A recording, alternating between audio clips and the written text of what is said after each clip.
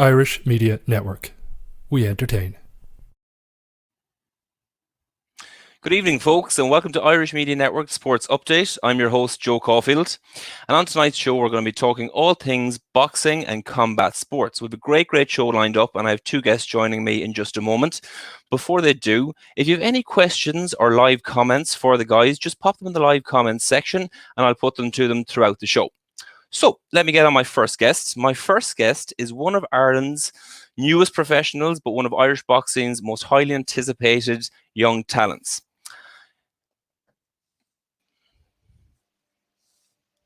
Joining us is Victor Rabei. Victor has a professional career of 8 wins, no losses, and 2 knockouts. He is the BUI Celtic champ and one of Ireland's hottest new prospects. Victor, thanks so much for joining us. How's it going, Joe? How are you? You're right, man. Not much, just sitting at home doing nothing. I'm sure like everyone else, but I'm not going to lie to you. I'm pretty happy about that because it meant I was able to get you on the show. Thanks for joining us in the Sports Update. Thank you for having me on. Joining myself and Victor is one of Ireland's newest professionals. He is just about to he's going to be making his debut fight this year. Really looking forward to chatting to our Oman man based in Dublin, is Tiernan Bradley. Tiernan, welcome to the show. Thanks for having me, Joe. How's things? Things are good, lads. How are you keeping? Keeping well. All right. Doing well. Keeping the right side of sane anyways. Trying to. I can't hear Tiernan. Can you hear me? I can hear you, Joe. I can't hear Tiernan, so I don't know. I don't want to talk to him. I talk at the same time that he is. So I can hear Victor, so it's fine. Okay, so we should be able to manage it throughout. I'll direct questions at you either ways anyways. Perfect. I'll give you kind of your cues to go and come.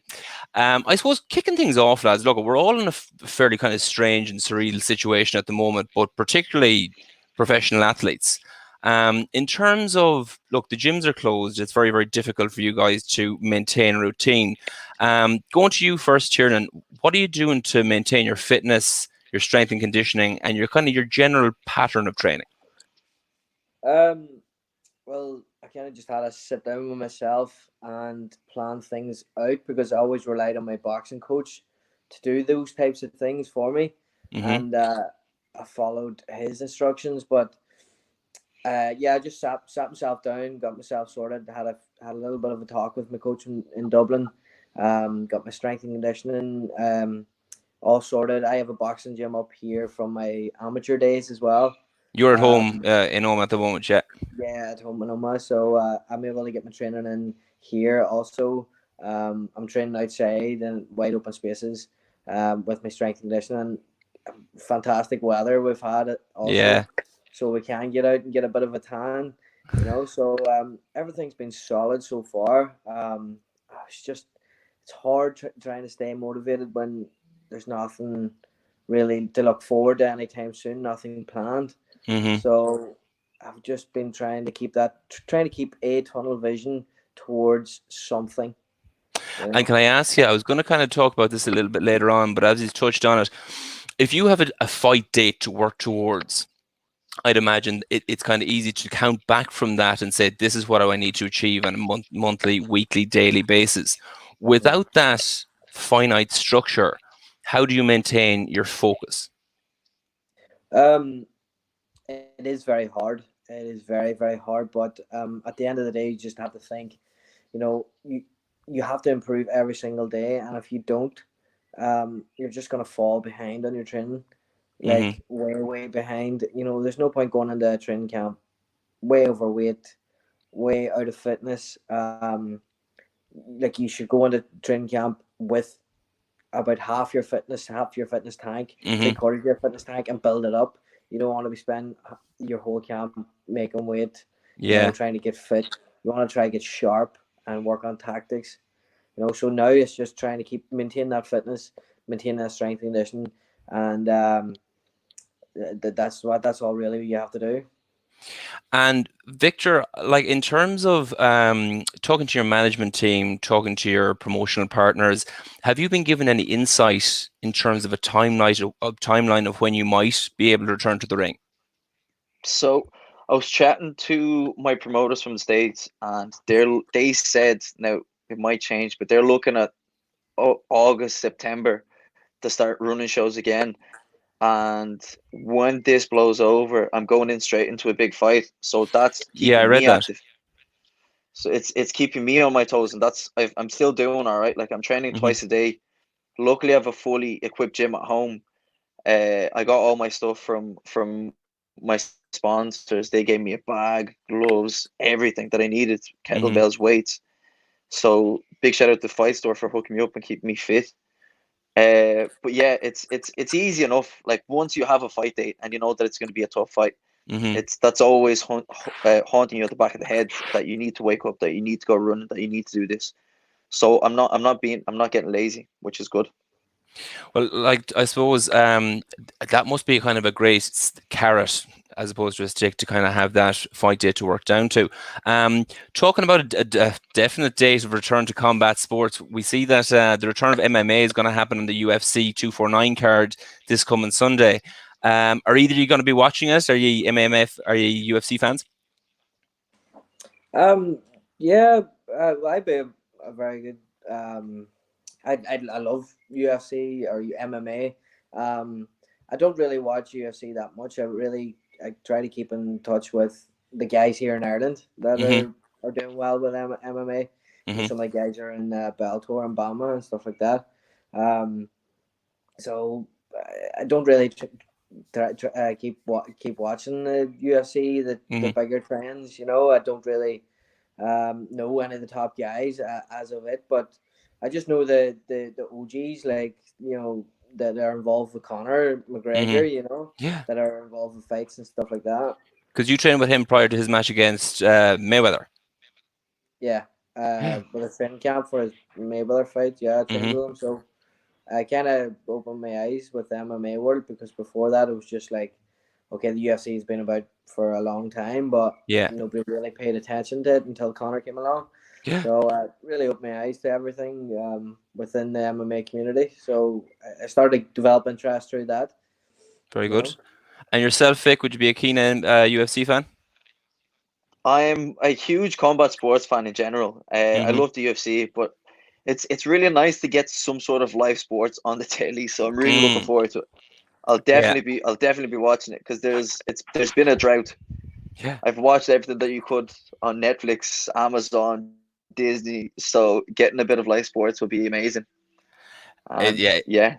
looking In forward to terms it. of the actual card itself, just to talk about it a little bit, Ferguson Gaethje is obviously the co-main event. Massive hype about not just the fight itself, but the entertainment factor of it. As in, Ferguson's coming in off a 12-fight win streak. Gaethje has either got performance of the night or fight of the night in his last 6 fights. Do you think the fight is going to live up to the hype?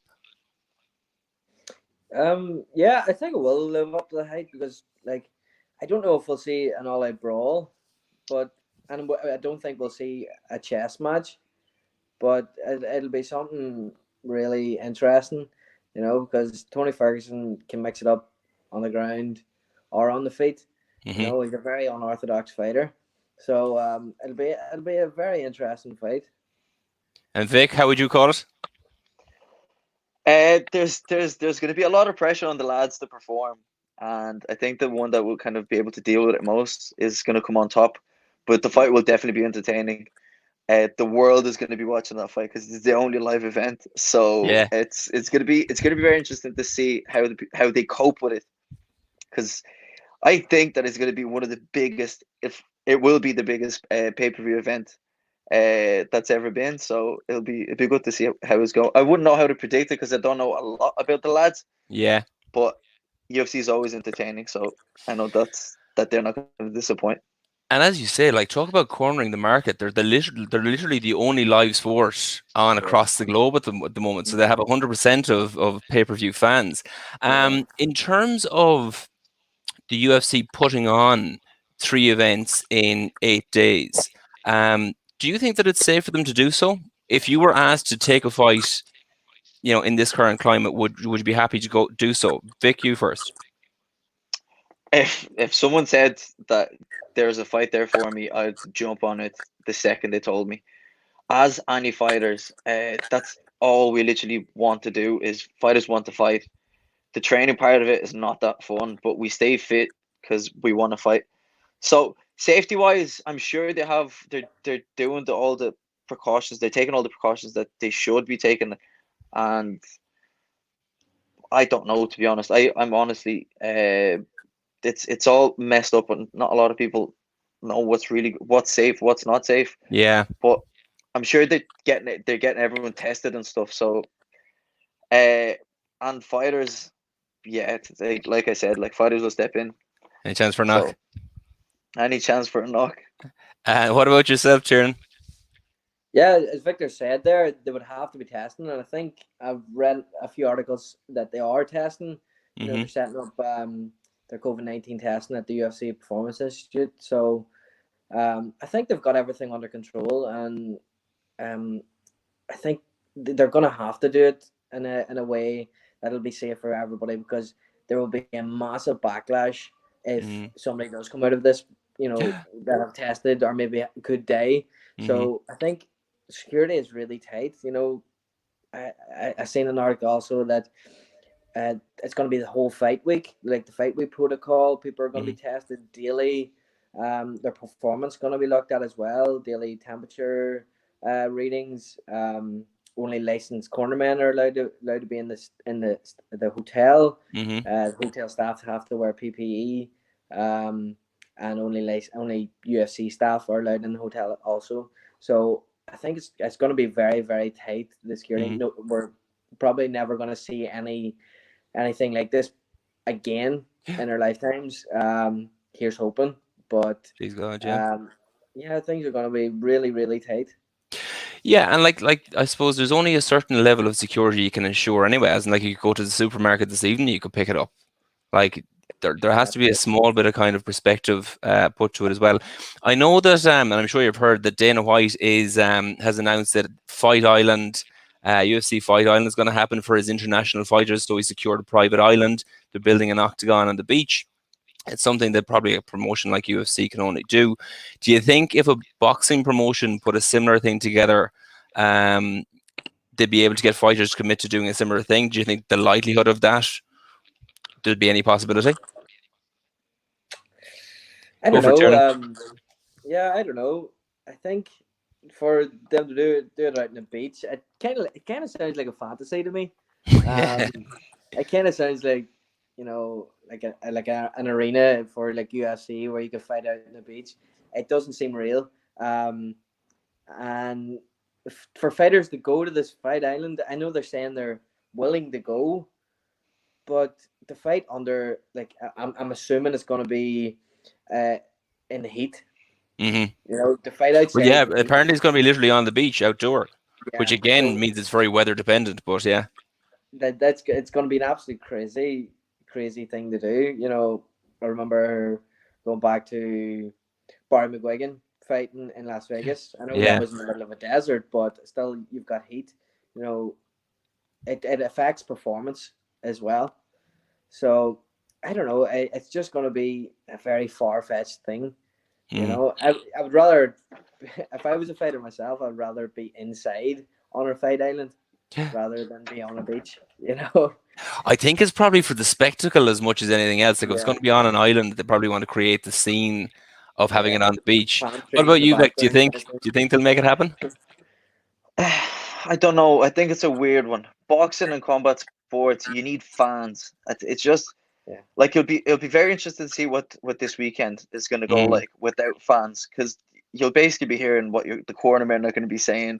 You'll be hearing everything, even when the lads are going to be on the floor grappling. It'll just, I think it's going to be a weird concept, and to be honest, I can't really see it happening. I think for boxing to go down the same road, It's UFC is a huge brand.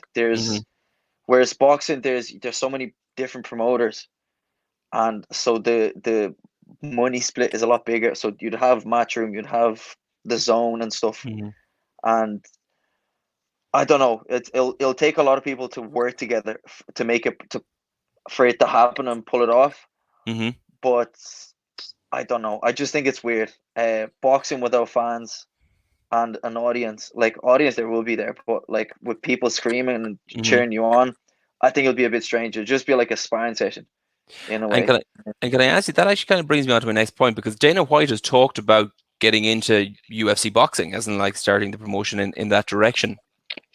If that was to happen, what do you think UFC as a promotion could bring to boxing that it might be currently lacking? That is currently it's again. I think boxing is the pinnacle of combat sports. I think it's been the most successful in the past, God, 50, 60 years, and UFC is only new to it.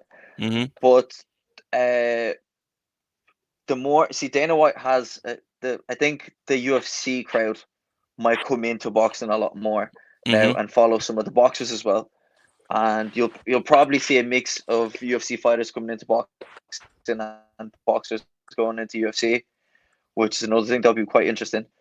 But I think promoters wise, the more the merrier. If Dana White comes into it, he'll be a big promoter, so he'll be able to sign a lot more fighters onto his thing, meaning more fights, more big fights. So yeah, interesting. Yeah, What about yourself? Would you see it as positive or negative, Tiernan?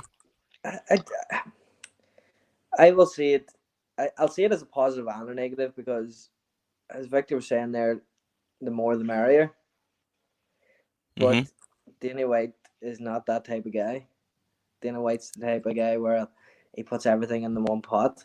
He likes to keep everything to himself. Like, he does intend to work with some of the guys in boxing, but he wants to sanction his own title.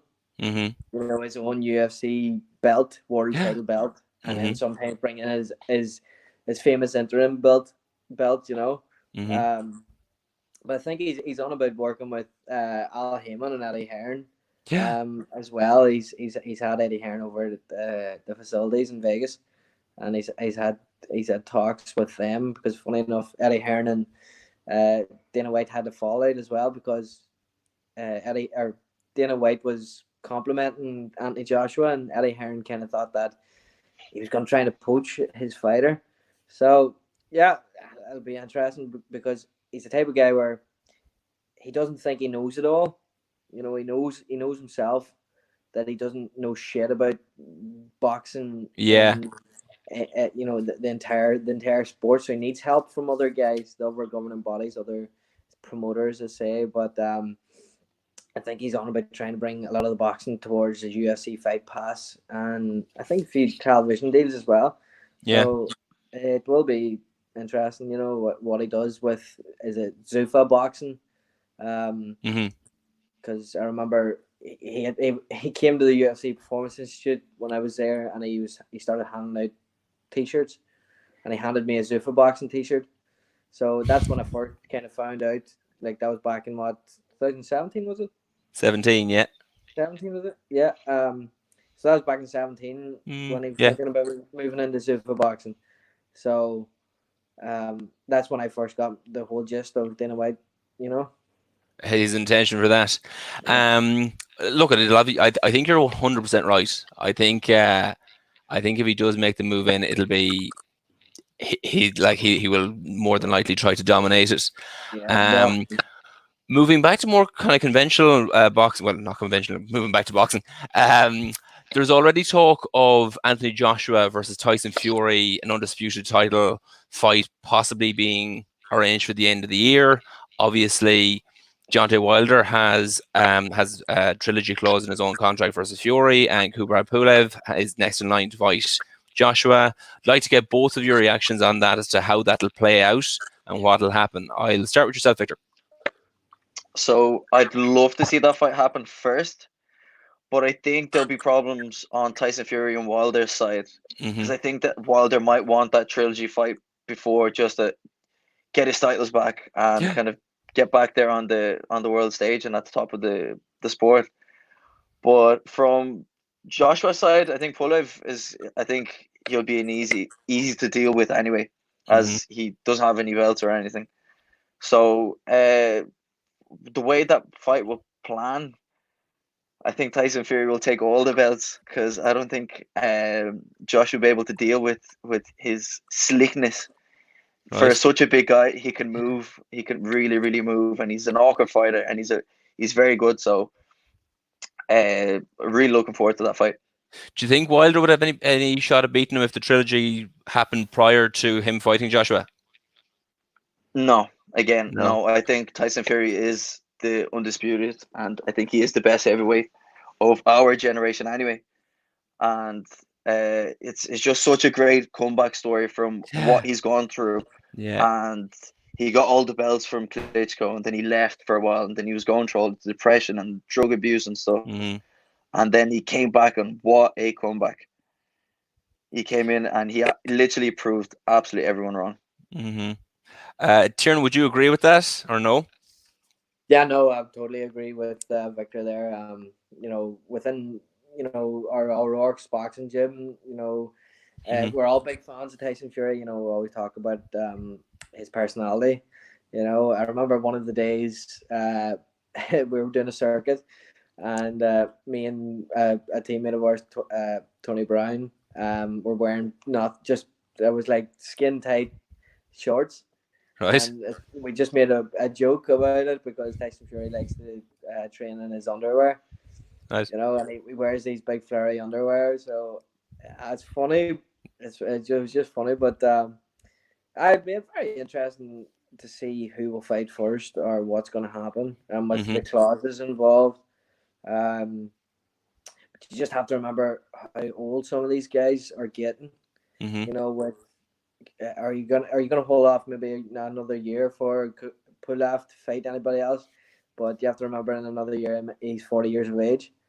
You know, Kubrat Pulev is 39. You know, and then you've got also Dick Wilder. Wilder's 34. You know, and for them two to fight, they could possibly get a Wilder Pulev fight. You know, and then the winner of Fury and Joshua to fight the winner of that. Yeah, exactly. It could be a possibility, but it all depends on the sanctioning bodies. But who is where in the rankings? You know, some of the fighters might be ranked in some titles. So I think it's only right that the guys fight for the undisputed. That's like money talks. Mm-hmm. You know, and the money fight is where the Fury and Joshua is. Yeah. You know. Yeah, and like, look at, obviously the current situation will have a bearing on it, as in if depending how long it runs, as you say, the age of the fighters may come into play then as well. But God, I'd love to see the Joshua Fury fight. Apart from anything else, for the theatricality that Tyson Fury would bring to that, just the build up would be savage. Like, yeah, it'd be interesting to see what he definitely brings, because Andy Joshua doesn't really bring that much personality to his fights. You know, he doesn't like to talk, but he can certainly back anything he does up. You know, but Tyson Fury just gets inside your mind, and it's going to be very interesting how he gets inside Anthony Joshua's mind, as he says. Remember, he used to ring him up saying that he would knock him out, you know, on weird random days, you know. So it will be very interesting to see if he's got inside Joshua's mind. Obviously, look, it might be a little bit off, but what would be your prediction on that before I let you go? Fury, I think Fury decision. And Vic, you're going to stick with Fury as well? Fury, yeah. I think a Fury. If I'll go ballsy, and I think a stoppage as well. Really? Yeah. Nice. Excellent. Only time will tell, lads. Look, come here. Thank you so much for joining me on the Sports Update. Really appreciate your time. Look, keep up the good work, keep the focus, and really looking forward to seeing you. Hopefully, the latter part of this year, and if not, 2021, to see what the year holds for you. Here's hoping. Appreciate it. Thanks so much, Joe. Thanks a million, lads. And that's it for this week's show, folks. Thanks a million to my guests once again, Tiernan Bradley and Victor Rabei. Thank you all for watching, as always. If you haven't already, please subscribe to our YouTube channel, like us on Facebook, look after yourself, take care, and we'll see you next week. Be good.